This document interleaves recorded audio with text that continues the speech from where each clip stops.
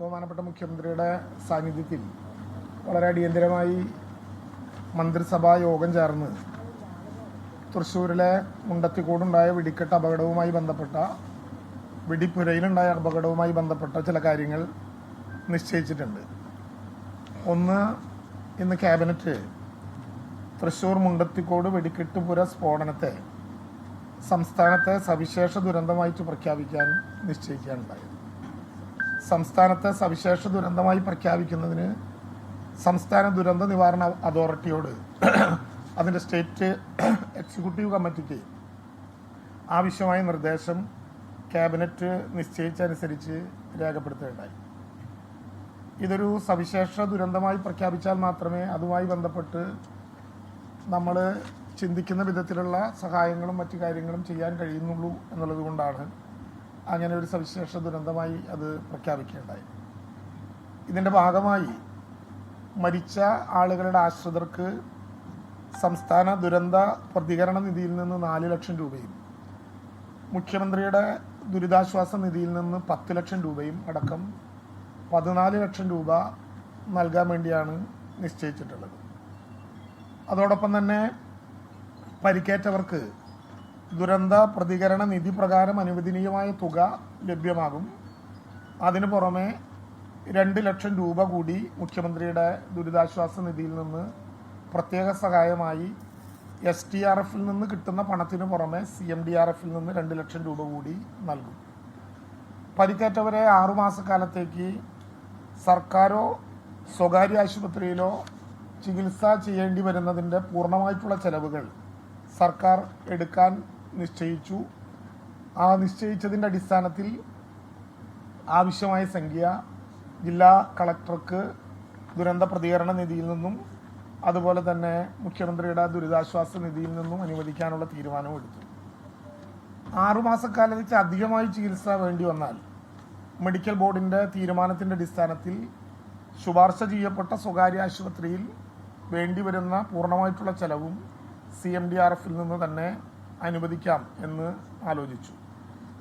തെരച്ചിലും രക്ഷാപ്രവർത്തനവും സുഗമമാക്കുന്നതിന് വേണ്ടി ഇന്നലെ കളക്ടർ തന്നെ നിർദ്ദേശിച്ചതിൻ്റെ അടിസ്ഥാനത്തിൽ സ്വകാര്യ വ്യക്തികളുടെ മതിലുകൾ പൊളിക്കുകയും വയൽ നികത്തുകയും ചെയ്തിട്ടുണ്ട്. അത് പൂർവ്വസ്ഥിതിയിലാക്കി കൊടുക്കുന്നതിന് വേണ്ടി ചെലവാകുന്ന യഥാർത്ഥ തുക ജില്ലാ കളക്ടർ നൽകുന്ന പ്രപ്പോസലിൻ്റെ അടിസ്ഥാനത്തിൽ ദുരന്ത പ്രതികരണ നിധിയിൽ നിന്ന് അനുവദിക്കാം എന്ന് നിശ്ചയിച്ചിട്ടുണ്ട്.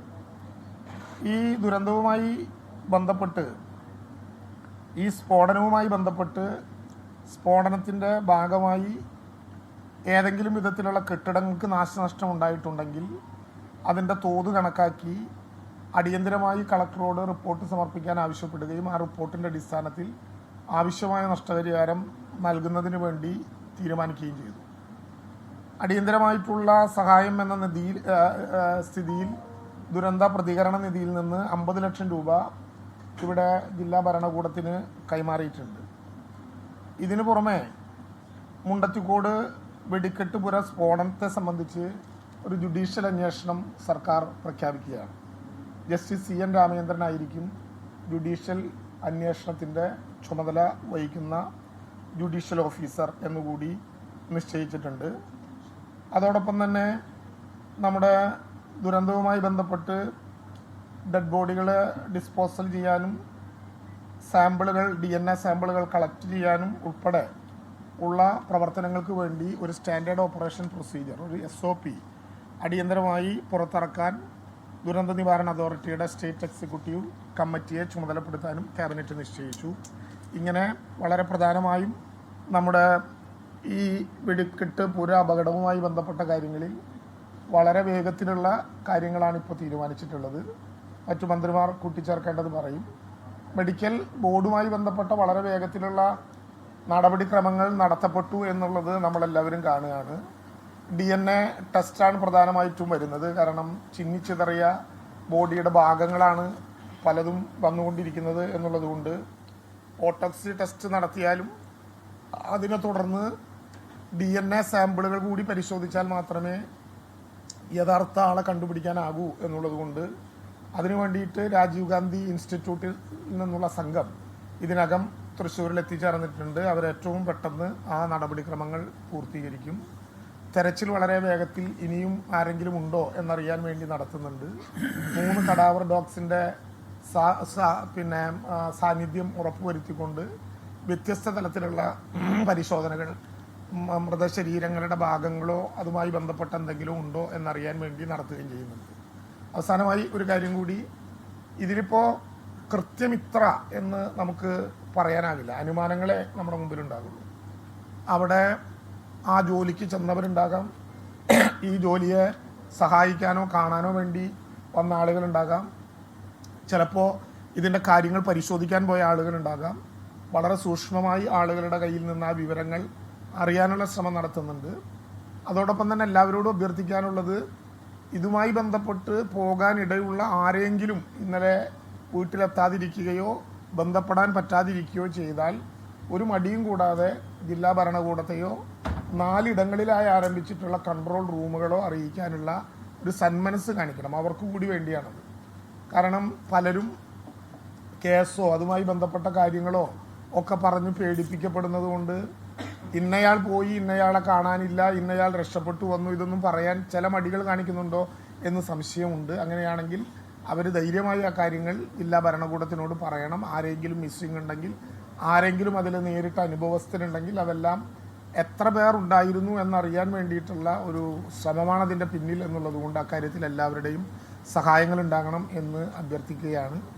മാധ്യമങ്ങൾ ലഭ്യമാകുന്ന വിവരങ്ങൾ അല്ലാതെ നിങ്ങളറിയുന്ന വിവരങ്ങൾ കൊടുക്കുന്നതുകൊണ്ട് വിരോധമില്ലെങ്കിലും വിവരങ്ങളിൽ ഒരു കൃത്യത വരുത്തണമെങ്കിൽ അതാത് സമയങ്ങളിൽ ജില്ലാ ഭരണകൂടത്തിനോട് തന്നെ 2 or 3 തവണകളിലായി ഒരു ബുള്ളറ്റിൻ പുറത്തിറക്കാൻ ആവശ്യപ്പെട്ട് ആ വിവരങ്ങൾ കൊടുക്കുകയായിരിക്കും കുറെ കൂടി ശരിയായ കാര്യം എന്നുകൂടി ഈ ഘട്ടത്തിൽ സൂചിപ്പിക്കുന്നു. CN രാമേന്ദ്രൻ നായർ പ്രധാനമായും ക്യാബിനറ്റ് ചർച്ച ചെയ്ത ഗൗരവമേറിയ പ്രശ്നം ഇപ്പോൾ ചികിത്സയിൽ കഴിയുന്നവരെ സംരക്ഷിക്കാൻ സഹായിക്കുന്ന സാഹചര്യങ്ങൾ സംജാതമാക്കുക എന്നത് തന്നെയാണ്. അതിന് യുദ്ധകാലാടിസ്ഥാനത്തിലുള്ള ട്രീറ്റ്മെൻറ്റ് ഉറപ്പാക്കാൻ സഹായിക്കുന്ന തരത്തിൽ കേരളത്തിലെ വിവിധ മെഡിക്കൽ കോളേജിലെ വിദഗ്ധ സംഘത്തെ ഇന്നലെ തന്നെ ഇവിടെ എത്തിച്ചു. അവരുടെ എല്ലാം നേതൃത്വത്തിൽ ഇപ്പോൾ ICUയിൽ കഴിയുന്നവരെയും അതിന് വെളിയിൽ കഴിയുന്നവരെയും ഏറ്റവും നല്ല ഉയർന്ന പരിചരണം ഉറപ്പാക്കാൻ ആവശ്യമായ ക്രമീകരണങ്ങൾ ഇതിനോടകം തന്നെ ചെയ്തു കഴിഞ്ഞിരിക്കുന്നു. തുടർന്നും അതിനാവശ്യമായ ക്രമീകരണങ്ങളുമായി മുന്നോട്ട് പോകുക എന്ന സുപ്രധാനമായ തീരുമാനമാണ് പൊതുവിലെടുത്തിട്ടുള്ളത്.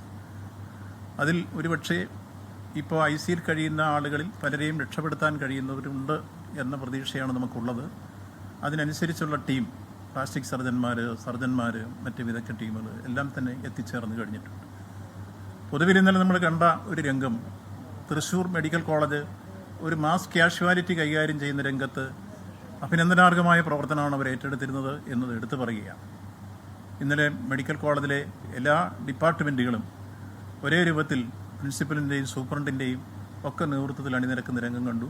രാത്രിയായപ്പോൾ ആരോഗ്യവകുപ്പ് മന്ത്രിയും എത്തിച്ചേർന്നു. അങ്ങനെ എല്ലാ നിലയിലും ആരോഗ്യവകുപ്പ് കൃത്യമായി ഈ കാര്യത്തിൽ ശ്രദ്ധ പതിപ്പിച്ചുകൊണ്ട് മുന്നോട്ട് നീങ്ങുന്ന സ്ഥിതിവിശേഷമുണ്ട്. 14 പേരായിരുന്നു മെഡിക്കൽ കോളേജിൽ എത്തിച്ചേർന്നു. അതിലൊരാൾ സ്വയം സ്വകാര്യ മേഖലയിൽ പോവുകയുണ്ടായി. ബാക്കി 13 പേരാണ് നമ്മുടെ മെഡിക്കൽ കോളേജിലുണ്ടായിരുന്നത്. അത് 2-3 പേർക്ക് ചെറിയ ചെറിയ പരിക്കുകൾ മാത്രമാണുള്ളത്.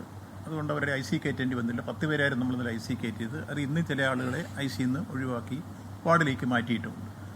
അപ്പോൾ തീവ്രപരിചരണ വിഭാഗത്തിൽ തന്നെ നല്ല സംരക്ഷണം ഉറപ്പായതുകൊണ്ടാണ് ഇന്നലെ കയറ്റിവരെ ഇന്ന് രാവിലെ നമുക്ക് വാർഡിലേക്ക് മാറ്റാൻ കഴിഞ്ഞിട്ടുള്ളത്. അപ്പോൾ ഏറ്റവും യുദ്ധകാലാടിസ്ഥാനത്തിൽ ഗവൺമെൻറ് ശ്രദ്ധിക്കുന്നൊരു കാര്യം പരിക്കേറ്റവരെ സംരക്ഷിച്ച് രക്ഷപ്പെടുത്താൻ കഴിയുക എന്നുള്ളതാണ് ആദ്യത്തെ ഉത്തരവാദിത്വം. അതോടൊപ്പം നമുക്ക് ബഹുമാനപ്പെട്ട രാജമിനിസ്റ്റർ സൂചിപ്പിച്ചതുപോലെ ഈ കാര്യത്തിൽ തിട്ടപ്പെടുത്താൻ കഴിയാത്തൊരവസ്ഥയുള്ളത് കൃത്യമായി രേഖ അവിടെ ഇല്ല എന്നുള്ളതാണ് പ്രശ്നം. അവിടെ യഥാർത്ഥത്തിൽ സൂക്ഷിക്കേണ്ടത് നമുക്കറിയാം. ഒരു തൊഴിൽശാലയിൽ സൂക്ഷിക്കേണ്ട ആധികാരികമായ രേഖകളൊക്കെ തന്നെ കത്തിപ്പോയിരിക്കുന്നു. അതുകൊണ്ട് എത്ര പേർ അവിടെ ജോലിയിൽ ഉണ്ടായിരുന്നു, കത്തുന്ന സമയത്ത് എത്ര പേരുണ്ടായിരുന്നു എന്നൊക്കെ നമുക്ക് സ്ഥിരീകരിക്കാൻ കഴിയാത്ത സ്ഥിതിയുണ്ട്. ഇന്നലെ നമുക്കെല്ലാം കിട്ടിയ വിവരമനുസരിച്ച് നമ്മൾ 13 പേര് എന്ന അനൗദ്യോഗികമായി ഒരു കണക്ക് പ്രസിദ്ധീകരിക്കുകയാണുണ്ടായത്. ഇന്നിപ്പോൾ രാവിലെ കടാവർ ഡോഗ് അടക്കം പരിശോധിക്കുമ്പോൾ ഒരു ബോഡി ഇവിടെ കിട്ടിയിരിക്കുന്നു, അതിൻ്റെ പാർട്സ് കൂടി. അപ്പോൾ അതുകൊണ്ട് തന്നെ ഇവിടെ സൂചിപ്പിക്കപ്പെട്ടതുപോലെ ബയോടെക്നോളജി രാജീവ് ഗാന്ധി ഇൻസ്റ്റിറ്റ്യൂട്ടിലെ വിദഗ്ധർ വന്നിട്ട് പരിശോധിച്ചിട്ട് DNA ടെസ്റ്റ് നടത്തിയതിന് ശേഷം ബന്ധുക്കളെ കൂടി ബന്ധപ്പെട്ടായിരിക്കും തുടർന്നുള്ള പോസ്റ്റ്മോർട്ടം നടക്കുക.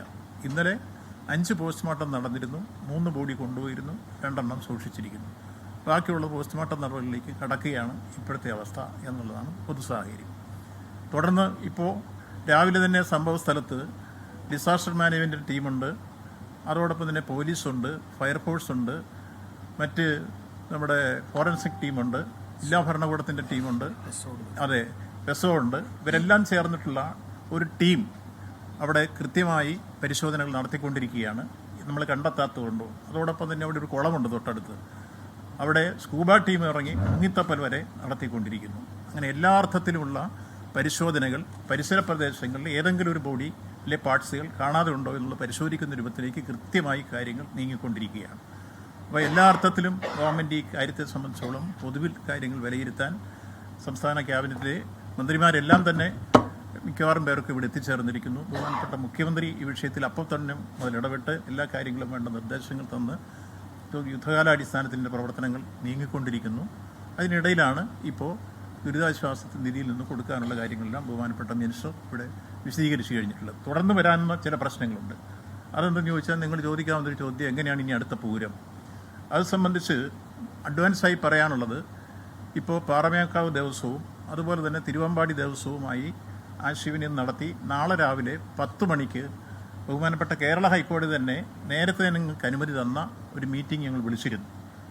മുമ്പ് ഇലക്ഷൻ കമ്മീഷൻ മീറ്റിങ്ങിന് അനുമതി നൽകാതിരുന്നുകൊണ്ടാണ് അവലോകന യോഗം മന്ത്രിമാരിടപെട്ട് നടത്താതിരുന്നത്. എന്നാൽ അതിനെ തുടർന്ന് ഞാൻ ഹൈക്കോടതി കൊടുത്ത പെറ്റീഷൻ്റെ അടിസ്ഥാനത്തിൽ ബഹുമാനപ്പെട്ട കേരള ഹൈക്കോടതി ഇന്നലെ നമുക്ക് അനുമതി തന്നു നാളെ മീറ്റിംഗ് വിളിക്കുന്നതിന് വേണ്ടി. ആ മീറ്റിംഗ് നാളെ രാവിലെ 10:30 മണിക്ക് ഇവിടെ കളക്ട്രേറ്റിൽ നടക്കും. അപ്പോൾ ബന്ധപ്പെട്ട ഉദ്യോഗസ്ഥ പ്രമുഖരും ബന്ധപ്പെട്ട ദേവസ്വം ഭാരവാഹികളും ഇവരെല്ലാം ചേർന്ന് കൂടുന്ന ആ മീറ്റിങ്ങിൽ വെച്ച് പൂരവുമായി ബന്ധപ്പെട്ട തുടർ നടപടികൾ എങ്ങനെയായിരിക്കണം എന്നത് സംബന്ധിച്ച് അവസാന തീരുമാനമെടുക്കും. അതിനുശേഷം അക്കാര്യങ്ങൾ വിശദീകരിക്കാം. ഇപ്പോൾ ഏതായിരുന്നാലും ആ ഒരു ഉണ്ടായ പശ്ചാത്തലത്തിൽ നമുക്ക് അഡ്വാൻസായി കയറി അത് വേണ്ടെന്ന് ഏകപക്ഷീയമായി ഗവൺമെൻറ് പ്രഖ്യാപിക്കുകയോ അല്ലെങ്കിൽ മറ്റൊരിങ്ങനെ പ്രഖ്യാപിക്കുകയോ അല്ല അതിൻ്റെ ശരി. എല്ലാവരുമായി കൂടിയാലോചിച്ചതിന് ശേഷം നാളെ അത് പ്രഖ്യാപിക്കുന്നതാണ് ശരി എന്നുള്ളതുകൊണ്ട് നിങ്ങളുടെ ആ ചോദ്യത്തിന് മറുപടി ഇതാണ് പ്രധാനമായി സൂചിപ്പിക്കാനുള്ളത്. അങ്ങനെ പൊതുവിൽ നാട്ടിലുണ്ടായ ഒരു സംഭവം ഒരു മഹാദുരന്തമായി കണ്ട് വേർപെട്ടവരുടെ വേർപാടിൽ നമുക്കെല്ലാം ദുഃഖവും വേദനയുമുണ്ട്. അവരുടെ പേരിൽ അനുശോചനം രേഖപ്പെടുത്തി പൊതുവിലുണ്ടായ സംഭവത്തെ അത്തരത്തിൽ കണ്ട് ഇനി നാളുകളിൽ ആവർത്തിക്കപ്പെടാതിരിക്കാനുള്ള കാര്യങ്ങളെ സംബന്ധിച്ച് ഭാവിയിൽ ചർച്ച ചെയ്യാനൊക്കെ പിന്നീടുള്ള അവസരങ്ങൾ നമുക്ക് പ്രയോജനപ്പെടുത്താൻ ഇപ്പോൾ ഉണ്ടായതിൻ്റെ പശ്ചാത്തലത്തിൽ ബാക്കി കാര്യങ്ങളുമായി മുന്നോട്ട് പോവുക എന്നുള്ളതാണ് ഇപ്പോൾ പൊതുവെ എടുത്ത് ചർച്ച ചെയ്ത് വന്നിട്ടുള്ള കാര്യങ്ങൾ. മറ്റൊക്കെ തിട്ടപ്പെടുത്താനുള്ള കാര്യങ്ങൾ കളക്ടർ തരുന്ന റിപ്പോർട്ടിൻ്റെ അടിസ്ഥാനത്തിൽ വീടുകളുടെ ഡാമേജുകൾ, സുരക്ഷാ ദൗത്യം പെട്ടെന്ന് ചില മതിലുകൾ പൊളിച്ചിട്ടുണ്ട്, ചില കണ്ടം നികത്തിയിട്ടുണ്ട്. ആ വളരെ പെട്ടെന്നുള്ള അവരുടെ രക്ഷാദൗത്യത്തിൻ്റെ ഭാഗമായി നാശനഷ്ടങ്ങൾ വന്നിട്ടുള്ളവർക്കും സ്ഫോടനത്തിൻ്റെ ഭാഗമായി നാശനഷ്ടം സംഭവിച്ചവർക്കും എല്ലാം റിപ്പോർട്ടിൻ്റെ അടിസ്ഥാനത്തിൽ നഷ്ടപരിഹാരം ഉൾപ്പെടെ കൊടുക്കുന്ന കാര്യങ്ങളാണ് ഇന്ന് തീരുമാനിച്ചിട്ടുള്ളത്. ഈ അടിസ്ഥാനത്തിൽ ഈ ഉണ്ടായ മഹാദുരന്തത്തെ നമ്മളെല്ലാം ചേർന്ന് നമുക്ക് മറികടക്കാൻ കഴിയുന്ന രൂപത്തിലേക്കുള്ള കാര്യങ്ങൾ ആലോചിക്കുകയാണ്. ഈ തീരുമാനമൊന്നും വേർപെട്ടവരുടെ നഷ്ടത്തിന് പരിഹാരമല്ലെന്ന് നമുക്കറിയാം. എങ്കിലും അവരുടെ കുടുംബത്തെ ആശ്വസിപ്പിക്കുക എന്നുള്ള നിലത്തിലാണ് ഇത്തരം കാര്യങ്ങളെല്ലാം ഗവൺമെൻറ് ആലോചിച്ചത് എന്നതാണ് പൊതുവിൽ സൂചിപ്പിക്കുന്നത്.